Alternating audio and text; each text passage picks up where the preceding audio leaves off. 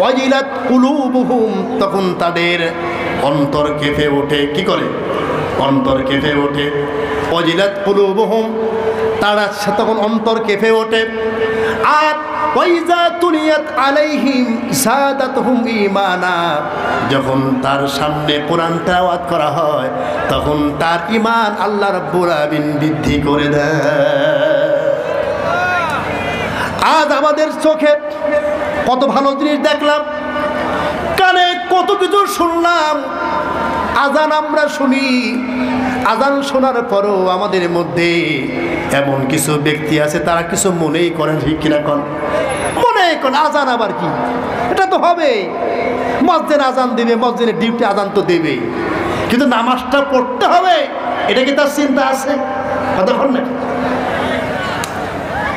মোমেন ওই ব্যক্তি যখন আল্লাহর নাম উচ্চারিত হবে তখন তার ভিতরে তিনটা বিষয় পরিলক্ষিত হবে।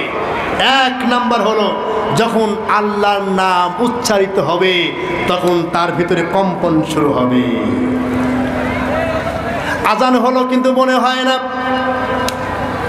আল্লাহর হাবিব বিশ্ব নবী মা আয়েশা সিদ্দিকা রাদিয়াল্লাহু তাআলা আনহা বর্ণনা করেছেন, যখন আজান হয়ে যেত, নামাজের সময় যখন হতেন, মুহাম্মদ রাসূলুল্লাহ সাল্লাল্লাহু আলাইহি সাল্লাম যখন তিনি আমাদের সাথে কথাবার্তা বলতেন, যখন নামাজের ওয়াক্ত হয়ে যেত, আজান হয়ে যেত, নামাজের সময় হয়ে যেত, তখন আল্লাহর নবীর চোখ দুইটা লাল হয়ে যেত। আর গল্প চলবে না, খেলা চলবে না। আজান হবার পরও যদি আপনি দুনিয়া নিয়ে, দুনিয়ার খেল তামাশা, এই দুনিয়ার সৌন্দর্য নিয়ে যদি ব্যস্ত থাকেন তাহলে কি হবে শুনুন। আল্লাহ সূরা যুখরুফের মধ্যে বলছেন, وَمَن يَعْشُ عَن ذِكْرِ الرَّحْمَنِ نُقَيِّضْ لَهُ شَيْطَانًا فَهُوَ لَهُ قَرِينٌ। আল্লাহর জিকির থেকে যারা মুখ ফিরিয়ে নেবে, রহমানের জিকির থেকে যারা মুখ ফিরিয়ে নেবে, আল্লাহ রাব্বুল আলামিন তার উপর একটা শয়তান চাপাবে। কি চাপায় দেবে? কথা বল না কেন?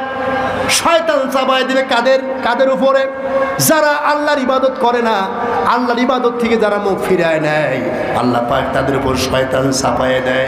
এই শয়তান যখন চেপে বসে গেল, ইস্তাহওয়াজা আলাইহিমুশ শাইতানু ফাআনসাহুম যিকরাল্লাহ, তখন শয়তান এই সকল ব্যক্তিদের উপরে প্রভুত্ব কায়েম করে। কি কায়েম করে বলে? প্রভুত্ব কায়েম করে।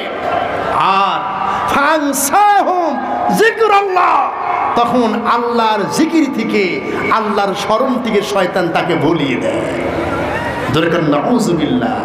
এই কারণেই তো আজান হবার পরেও তার আজানের শব্দ কানে যায় ঠিক, কিন্তু ওটা কিছু মনে করে না, ঠিক কিনা বলে? এই কারণে তার কিছু মনে হয় না, কারণ শয়তান তার উপর চাপিয়ে দেওয়া হয়ে গেছে। আর এই শয়তান তার উপর প্রভুত্ব কায়েম করেছে। আল্লাহ পাক বলছেন, উলাইকা হিজবুশ শাইতান আলা ইন্না হিজবাশ শাইতানি হুমুল খাসিরুন। আল্লাহর ইবাদত থেকে যারাই সরে যাবে এরাই হলো শয়তানের দল, আর এই শয়তানের দলগুলো ক্ষতিগ্রস্তের মধ্যে পড়ে যাবে। যেরকম নাউযুবিল্লাহ। আপনারা বলেন কোন দল জান্নাতে যাবে? কথা কন না কেন? কথা বোঝেননি আপনারা? জান্নাতে কি শয়তানের দল যাবে না আল্লাহর দল যাবে? দল কিন্তু দুইটা। দল কয়টা? আমাদের দেশে যত দল থাকো দলের কথাই বলবো না, কিন্তু আমি বলবো দুইটা দলের কথা। সূরা মুজাদালা খোঁজেন, দেখেন সেখানে আল্লাহ পাক দুইটা দলের কথা বলেছেন। কয়টা দলের কথা? এর আগে আমি একটা আয়াত বলেছি, শেষের আয়াতটা, ওখানে ইমানদার কারা, আল্লাহর দলের লোক কারা সে কথা বলেছি। আর এখানে বললাম শয়তানের দলের লোক কারা, যারা আল্লাহর ইবাদত থেকে, আল্লাহর স্মরণ থেকে যারা নিজেকে সরায় রাখবে, এরাই হলো শয়তানের দলের লোক, ঠিক কিনা? আল্লাহ পাক এদের ব্যাপারে বলছেন, ওয়ালাকাদ যারানা লিজাহান্নামা كثيرا من الجن والإنس لهم قلوب لا يفقهون بها ولهم أعين لا يبصرون بها আল্লাহ বলছেন মানুষের মধ্যে থেকে আর জিনের মধ্যে থেকে একটি বিশাল একটি সংখ্যক একটি দলকে আমি জাহান্নামের জন্য রেখে দিয়েছি, যেরকম নাউযুবিল্লাহ। তাহলে এই দলের লোক কারা? লাহুম কুলুবুল লা ইয়াফকাহুনা বিহা, এরা হলো ওই দলের লোক যাদের অন্তর আছে, মন আছে, বিবেক আছে, বুদ্ধি আছে, কিন্তু এগুলো ইসলামের জন্য, দ্বীনের জন্য খাটাই না। ঠিক কিনা কর? চরম বুদ্ধি, বুদ্ধির শেষ নাই, মানুষকে চরম বুদ্ধি দিতে পারে। দেখেন, চাষাবাদ করার বুদ্ধি আছে, বিয়ে শাদী করার বুদ্ধি আছে, বাচ্চা কাচ্চা কিভাবে হওয়া যায় সেও বুদ্ধিও আছে, কিন্তু জাহান্নাম থেকে মুক্ত হয়ে জান্নাতে যাবে এই বুদ্ধিটা নাই। ঠিক না? আল্লাহ বলছেন তাদের মন আছে, মেধা আছে, বিবেক আছে, সব আছে, কিন্তু এগুলো দ্বীনের জন্য খাটায় না। এই দলের লোক এরা, জাহান্নামের দলের লোক হলো এরা বিবেক আছে, বুদ্ধি আছে, আকল আছে, জ্ঞান আছে, কিন্তু এগুলো খাটায় না। ওয়ালাহুম আয়ুনুল্লাহ ইবসিরুনা বিহা, আমি তাদের শ্রবণ শক্তি দিয়েছি, অর্থাৎ দর্শন শক্তি দিয়েছি, এইগুলো সে শোনার পরও সে শোনে না। আমি তাকে দেখার শক্তি দিয়েছি, দেখার পরও সে দেখে না। কান আছে, শোনে না, চোখ আছে, দেখে না। এখন আপনারা বলতে হুজুর কোন কি দেখিনি, মানে আমরা সবই দেখি, সবই শুনি, কিন্তু আপনারা বলেন আজান যখন হয় নামাজে কয় দূর আসে? আজান যখন হয় নামাজে কয় দূর আসেন? তার মানে হলো আপনি কান আছে কিন্তু শোনেন নাই। যদি আপনি শুনতেন অবশ্যই নামাজে আসতেন, নামাজে আসেন নাই বিধায় এই শোনা আল্লাহ বলে এরা শোনে নাই। চোখ দিয়ে দেখেছেন কি, দেখার পরও পরিবর্তন হন নাই, আল্লাহর দিকে আসেন নাই। ভুলে গেল করে ভাই, আল্লাহর দিকে আসেন নাই, এই জন্য আল্লাহ বলছেন এরা দেখার পরও দেখে না। এই সকল লোক কারা? দেখেন আল্লাহ কি বলেন, উলাইকা কাল আনআম, এরা হলো চতুষ্পদ জানোয়ার। এরা কি কথা বল না, চতুষ্পদ জানোয়ারের মতো। এরা শুধু খাই দায়, এরা বোঝে টোঝে না কিছু, খায় আর ঘুমায়।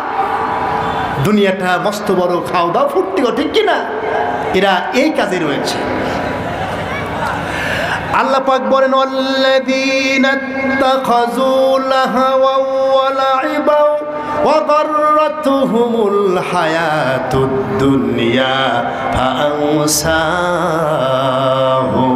আল্লাহ পাক বলছেন যারা এই দুনিয়ার জীবনে আল্লাহর দ্বীনকে যারা হাসি তামাশা, অর্থাৎ তারা এই খেল তামাশার মধ্য দিয়ে দ্বীনকে গ্রহণ করেছিল, আর এই দুনিয়ার জীবনের প্রতারণা যারা পড়ে গিয়েছিল, আল্লাহ পাক সেই দিন কিয়ামতের দিন আল্লাহ তাদেরকে ভুলে যাবে। আল্লাহ তাদেরকে কি করে বলেন? আল্লাহ তাদেরকে ভুলে যাবে যারা এই দুনিয়ার খেল তামাশা, এই দুনিয়ার সৌন্দর্য, এগুলো পেয়ে যারা আল্লাহকে ভুলে যাবে, আল্লাহ রাব্বুল আলামিন সেই দিন তাদেরকেও ভুলে যাবে। এই আয়াতের তাফসীরের মধ্যে দেখলাম আবু হুরায়রা রাদিয়াল্লাহু তাআলা আনহু তিনি বলছেন যে আল্লাহ পাক একজনকে ডেকে নেবেন, ডেকে নিয়ে বলবেন, বান্দা আমি তোমাকে বিবাহ করাইছিলাম না? হ্যাঁ করাইছিলেন। আমি তোমাকে ছেলে মেয়ে দিয়েছি, আমি তোমাকে ব্যবসা দিয়েছি, আমি তোমাকে চাকরি দিয়েছি, আমি তোমার সব প্রয়োজন মিটিয়েছি, কিন্তু আজকের দিনে আমার সাথে তোমাদের মুলাকাত হবে, আমার সাথে তোমাদের সাক্ষাৎ হবে, এই ব্যাপারে তোমার কি কিছু মনে ছিল? তখন বান্দা বলবে, না আল্লাহ আমার মনে ছিল না, আমি এগুলি ভুলেছিলাম। আল্লাহ সেই দিন বলবেন, যেমন তুমি ভুলেছিলে আজকেও আমি তোমাদেরকে ভুলে গেলাম। যেরকম নাউজুবিল্লাহ। আল্লাহ যদি আপনাকে আমাকে যদি ভুলে যায়, এর চাইতে আর অসহায় কিছু আছে? এর চাইতে আর কঠিন জিনিস কিছু আছে? আমার বন্ধুগণ, এই দুনিয়ার খেলতামাশা, এই দুনিয়ার ভোগ বিলাসে যারাই পড়ে থাকবে তাদের অবস্থা এমন হবে। আল্লাহ পাক বলছেন, উলাইকা কাল আনআম, এরা হলো চতুষ্পদ জানোয়ার, বালহুম আদল, পশুর চাইতো খারাপ।